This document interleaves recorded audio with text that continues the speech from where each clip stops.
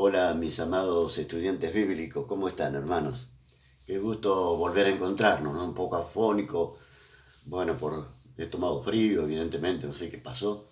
Así que, y para colmo, he tenido lucha con este estudio porque lo grabé 2 o 3 veces y creo que esta es la tercera, y bueno, así que no salía. Las perfecciones inherentes a Dios es nuestro punto de partida, se encuentran en el Espíritu Santo. Y decir que el Espíritu Santo es Dios entre nosotros puede sonar a trivial, sin importancia, porque claro, es algo que lo hemos asumido de escuela dominicana, ¿no es cierto? Recuerdo un matrimonio que llegó un día a Calle Salta. Vinieron a varias reuniones este matrimonio. Parecían conocedores de las escrituras, pero no aceptaron esta verdad bíblica de que el Espíritu Santo es una persona de la deidad. Podemos pensar, bueno, ya ellos se fueron. Pero no, son dos personas que están perdiendo bendiciones, no sé dónde estarán, y quizá la salvación del alma. Eh, el Señor es muy puntual. El que no es conmigo, contra mí es. Así que esto debe ocuparnos también, ¿no?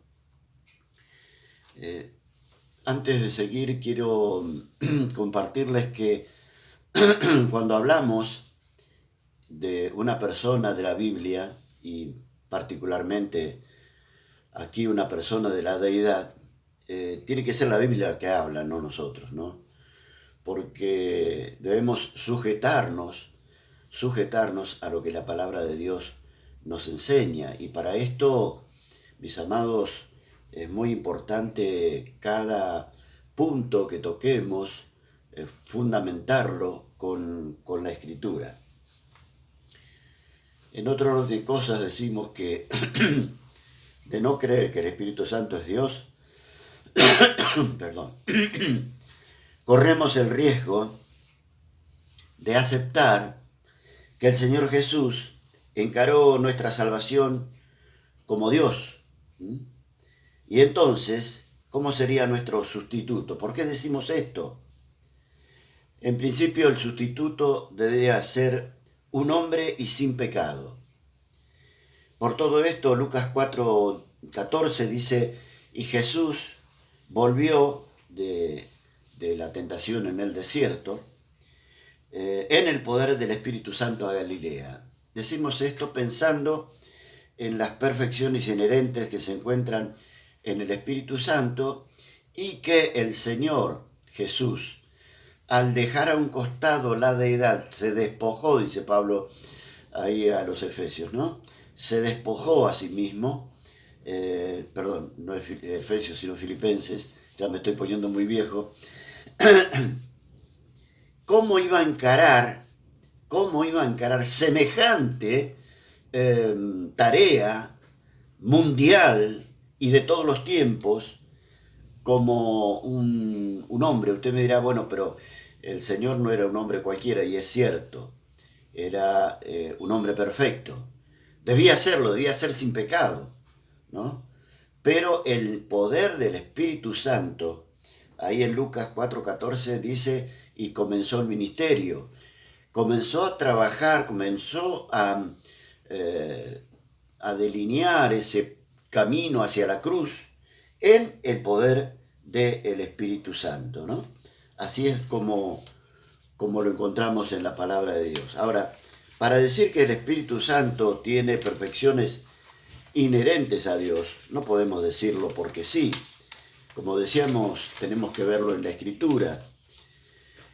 Y decimos entonces que la naturaleza de cualquier ser viviente está determinada por sus características.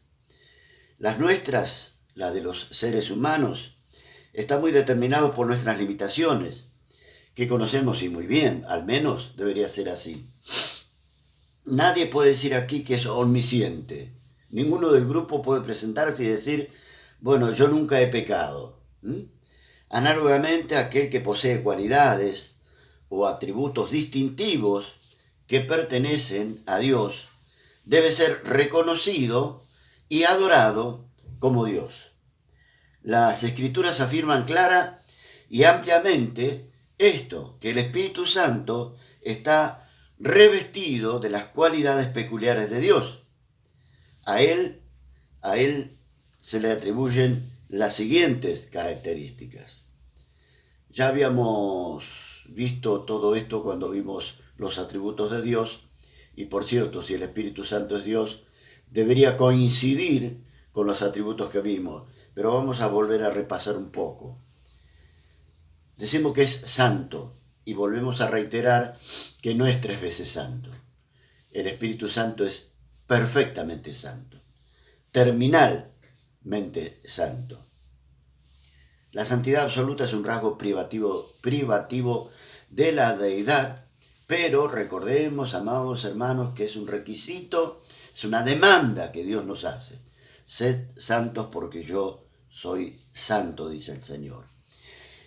En el Antiguo Testamento, al menos en 3 oportunidades, se hace mención de la santidad del Espíritu Santo. Y una de ellas la conocemos mucho. Esta reacción de David cuando peca en el Salmo 51 y versículo 11, ¿no? No quites de mí tu Santo Espíritu. No solo tu Espíritu, sino el ruego, el pedido de David a Dios es: no quites de mí tu Santo Espíritu. 78 veces en el Nuevo Testamento se trata de la santidad del Espíritu Santo. 34 es usada aquí en Lucas, el mencionado Evangelio, ¿no? También en los Hechos de los Apóstoles, y salvo en Santiago, también es usada esta ilustración del Espíritu Santo en las epístolas. Estas menciones no se hacen solamente para llamar de alguna manera a una persona de la deidad, ¿no? Espíritu Santo, sino enfatizando su santidad. Observamos esto, ¿no? Que ni al Hijo ni al Padre se le atribuyen en las declaraciones bíblicas, tanto como esto que estamos mencionando con el Espíritu Santo. Espíritu Santo. El Espíritu Santo es omnisciente. Solamente el Espíritu Santo con el Hijo Infinito tienen la capacidad de interpretar al incomprensible Dios Padre, ¿no? Dice 1 Corintios 2:10, porque el Espíritu todo lo escudriña, aún lo profundo de Dios. La palabra escudriña, tal como se usa en la Escritura, no necesariamente significa esa adquisición sucesiva de conocimiento que pertenecen a los seres finitos como nosotros, ¿no? Jehová dice de él: yo Jehová que escudriño la mente, que pruebo el corazón, ahí en Jeremías 23:24. Él presiente, el Espíritu Santo presiente y descorre el velo del futuro, no solo en la inspiración de Apocalipsis, sino lo vemos ahí muy particularmente en Lucas 2:26 con Simeón, ¿no? A él, a este hombre, el Espíritu Santo le reveló que no moriría antes de ver al ungido, ¿no? Antes de ver al ungido. En palabras del Señor Jesús, allá en Juan 16:13, dice del Espíritu Santo y su omnisciencia, que Él os hará saber todas las cosas que han de venir, omnisciente, omnipresente, tal como tiene la facultad de estar presente en todo momento, en todo lugar. Escúchelo ahí al autor del Salmo 139, versículos 7 y 8, decir: ¿a dónde me iré de tu espíritu? ¿Y a dónde huiré de tu presencia? Imposible. El Espíritu Santo está. El Espíritu Santo está. El Espíritu Santo es omnipotente. Esta perfección describe el poder sin límite e inagotable atribuido solamente a Dios. Trasciende tanto las leyes físicas que Él creó, las leyes que Él creó y las probabilidades diseñadas del hombre, ¿no?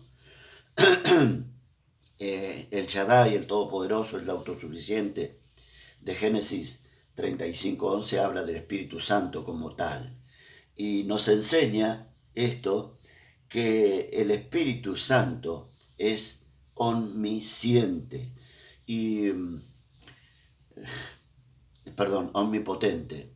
Y estaba pensando en esto, por eso me distraje un poco, en lo que muchas veces las personas tratan de engañar o enganchar a los creyentes o a los novatos con aquella expresión comunista que dice: Dios es tan poderoso que puede hacer una piedra que Él no puede levantar. Queremos decirle que Dios está por encima de esas leyes, ¿no?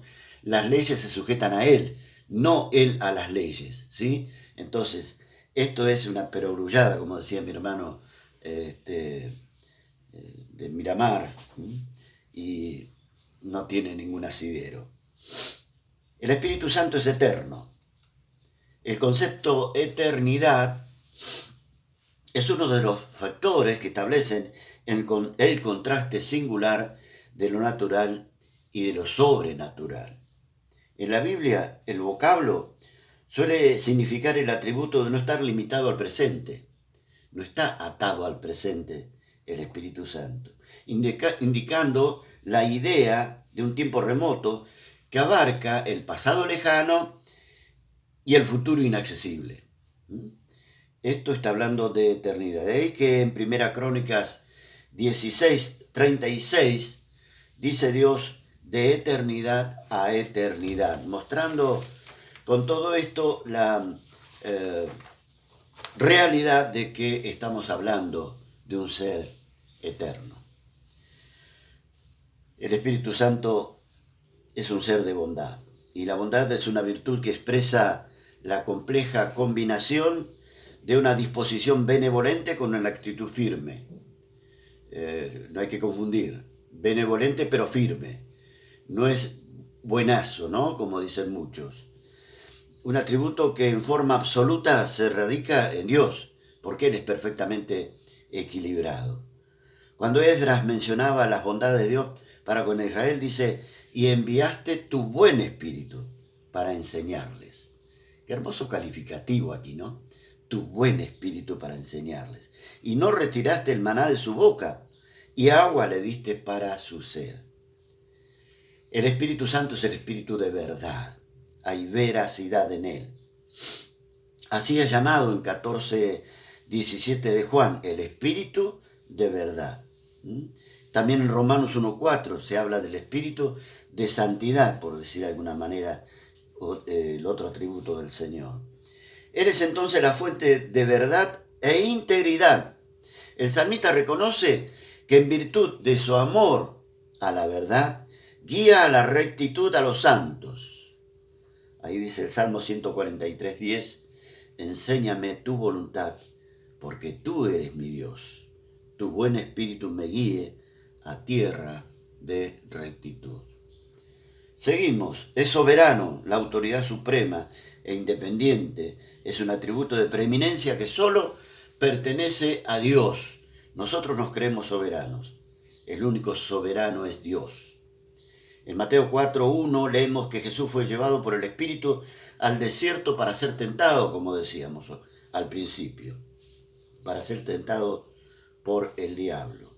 ¿Quién sin una persona divina tenía el derecho de dirigir al Hijo de Dios, y a quien, sino a Dios, el Señor, se hubiera sometido? Justamente fue el Espíritu Santo quien lo llevó, porque no lo podía haber llevado un rabino o un hermano de él, de la carne. No. Estamos hablando de la deidad, y con la deidad no se juega. Cuidado con esto, ¿no? Tiene poder creador.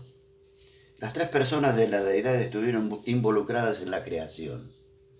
Ahí en Génesis 1:1, en el principio creó Dios. Cuando dice esto, está hablando de los tres, los cielos y la tierra. Y de inmediato también leemos que el Espíritu de Dios se movía sobre la faz de las aguas. Grandes estudiosos de la Biblia dicen que la frase se movía viene de una palabra que significa cubrir con las alas.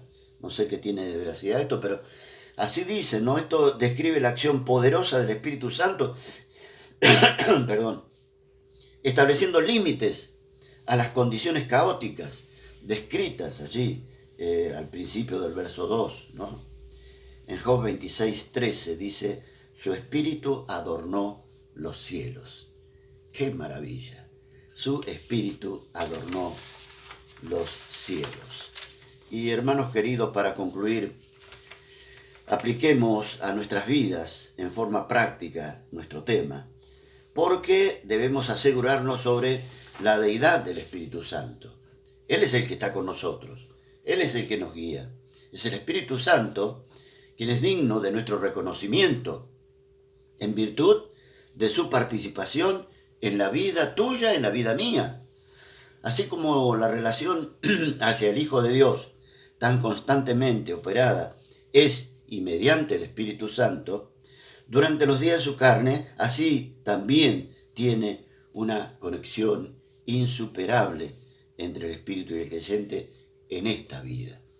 Es el Espíritu de Dios, es el Espíritu Santo quien en esta vida nos socorre, nos apremia, nos ayuda. La vida que imparte el Espíritu Santo es la vida de Cristo resucitado. El que tiene al Hijo tiene la vida, dice 1 Juan 5:12, ¿no? Es interesante resaltar que Cristo es la vida. De ese modo, una persona es unida a Cristo para tener vida. Es más que necesario entonces reconocer que sin el poder del Espíritu Santo y el ministerio de Él, nada podemos hacer, y todos nuestros esfuerzos que podamos realizar son vanos, son inútiles. De este Espíritu dice la palabra que de donde quiere, sopla, ¿sí? El Señor Jesús habla de eso. Por tanto, le dijo a Nicodemo, por tanto, no podemos forzarle a soplar en nuestro interior con impulso de la carne o para donde nosotros queremos. ¿Qué necesidad tenemos todos de andar en el Espíritu, como la palabra nos aconseja, para que Él despliegue todo su poder en nosotros? Y esto que acabamos de decir es verdaderamente importante. Honestamente, creo entender el porqué de la falta de poder en mí y en la iglesia de hoy. Si el poder lo da la dinámica, la presencia, la plenitud, la llenura del Espíritu Santo en mi vida, y esto no es en mí, entonces mis amados no podrán esperar que este siervo inútil sea o esté a la altura de la conclusión que el Espíritu Santo puede llegar a ser en mi vida y también en la tuya. Bendecida semana para todos, amados míos.